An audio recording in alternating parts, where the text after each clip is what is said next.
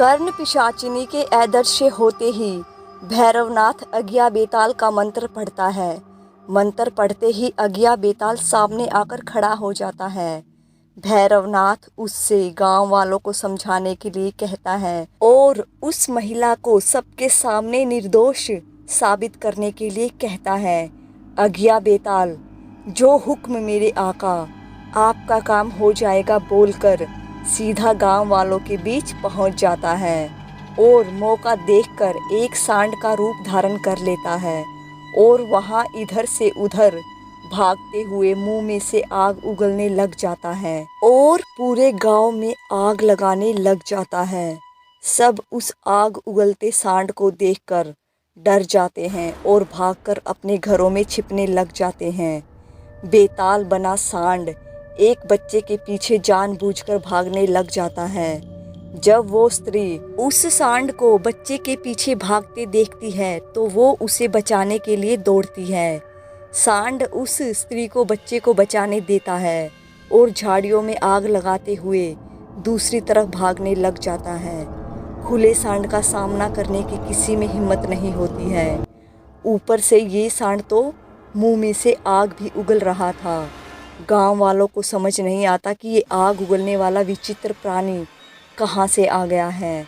गांव वाले भागकर भैरवनाथ के पास जाते हैं और उस विचित्र सांड के बारे में भैरवनाथ को बताते हैं। मुंह से आग उगलने की बात सुनकर भैरवनाथ तुरंत समझ जाता है कि ये तो अज्ञा बेताल है।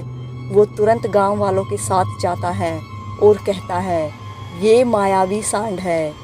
ये सांड यहाँ के बच्चों को अंधा व बीमार बना रहा है। पहले ये सब छुप छुप कर रहा था और अब सबके सामने आकर पूरे गांव को जला रहा है। सारे गांव वाले भैरवनाथ के सामने हाथ जोड़कर खड़े हो जाते हैं और अपने गांव को उस मायावी सांड से बचाने की गुहार लगाने लग जाते हैं। भैरवनाथ उस सांड पर एक मंत्र फूंकने का झूठ मूठ का दिखावा करता है और उस सांड को वहां से भगा देता है। बेताल भैरवनाथ को देखते ही शांत होकर अदृश्य हो जाता है। फिर गांव वालों से कहता है, ये सांड ही सब कर रहा था, देख लिया ना सबने अपनी आंखों से। तुम सब उस स्त्री पर झूठा आरोप लगा रहे थे। उस स्त्री ने तो उस सांड से एक बच्चे को भी बचाया था। अगर वो डायन होती तो क्या उस बच्चे को बचाती? सारे गांव वाले भैरवनाथ से अपने किए की क्षमा मांगते हैं और मायावी सांड से उनके गांव को मुक्त करने के लिए भैरवनाथ का जयकारा लगाने लग जाते हैं। गांव वाले उस स्त्री से भी क्षमा मांगते हैं। घर आने के बाद रात में भैरवनाथ बेताल को तामसिक भोग देता है, जिससे बेताल भैरवनाथ से अत्यधिक प्रसन्न हो जाता है। भैरवनाथ के यहाँ से जाते वक्त बेताल देवा को देखकर फिर उससे आकर्षण में बन जाता है और चुपके से सांप बनकर उसके आगे पीछे मंडराने लग जाता है। बेताल देवा का हर जगह पीछा करने लग जाता है और उसे मारकर अपने साथ बेताल बनाने की योजना बनाने लग जाता है।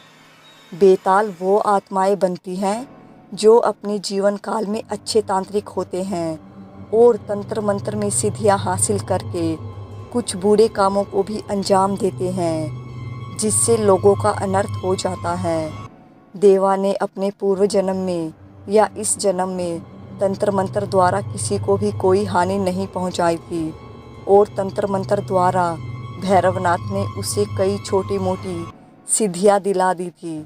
इसलिए बेताल देवा को हानि नहीं पहुंचा पाता है, बस सांप बनकर या अदृश्य होकर उसके आसपास मंडराता रहता है।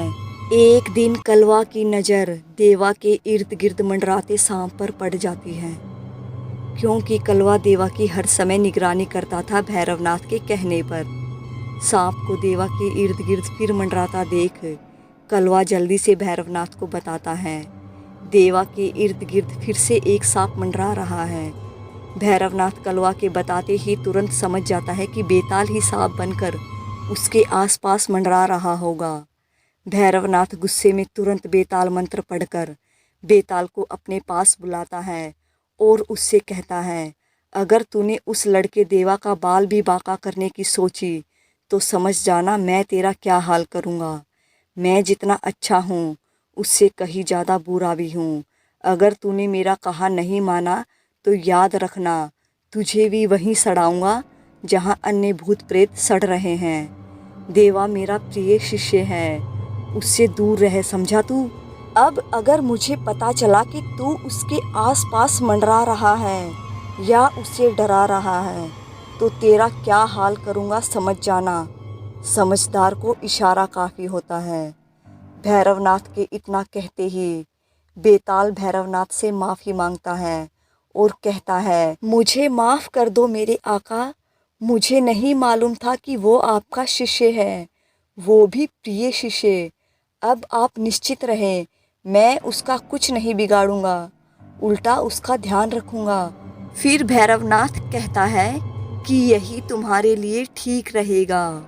उसके बाद भैरवनाथ से बेताल कहता है, जो हुक्म मेरे आका, बोलकर बेताल वहाँ से अदृश्य हो जाता है। अब भैरवनाथ उस सेवड़ा तांत्रिक, जो अब सेवड़ा अघोरी बन चुका था, उसके बारे में सोचने लग जाता है कि आखिर ये मुझसे चाहता क्या है। रात में देवा को फिर से एक सपना आता है। एक अत्यंत सुंदर स्त्री उसे अपनी ओर खींच रही थी और देवा भी उसके आकर्षण में बंधा उसकी ओर खींचा चला जा रहा था। वो स्त्री उसे अपने साथ यक्षलोक में ले जाती है और उसे अपना पति बना लेती है और कहती है, मैं कब से तुम्हारी राह देख रही थी मेरे स्वामी, तुम अब मेरे पास आ गए हो, अब मुझे छोड़कर कहीं मत जाना, हमेशा मेरे साथ इस यक्षलोक में ही रहना। तभी देवा के गाल पर एक मोटा मच्छर काट लेता है और उसकी नींद खुल जाती है। उसे उस मच्छर पर बहुत गुस्सा आता है, पर वो उस मच्छर को मार नहीं पाता है क्योंकि मच्छर उसे काट कर उड़ चुका था। अब देवा लेटा लेटा अपने सुंदर सपने के बारे में सोचने लग जाता है कि उस दिन सपने में वो सुंदर स्त्री कुमुंदनी यक्षिनी बन गई थी और इस सुंदर स्त्री ने मुझे यक्ष बना लिया। आखिर ये यक्ष और यक्षिनी कौन होते हैं और क्या सचमुच में कोई यक्षलोक होता है जहाँ वो सुंदर स्त्री मुझे ले गई थी? ये सब सोचते सोचते फिर देवा की आंख लग जाती है। इस कहानी का अगला भाग सुनने के लिए मेरे साथ बने रहिएगा और चैनल को सब्सक्राइब, लाइक, शेयर ज़रूर कर दीजिए।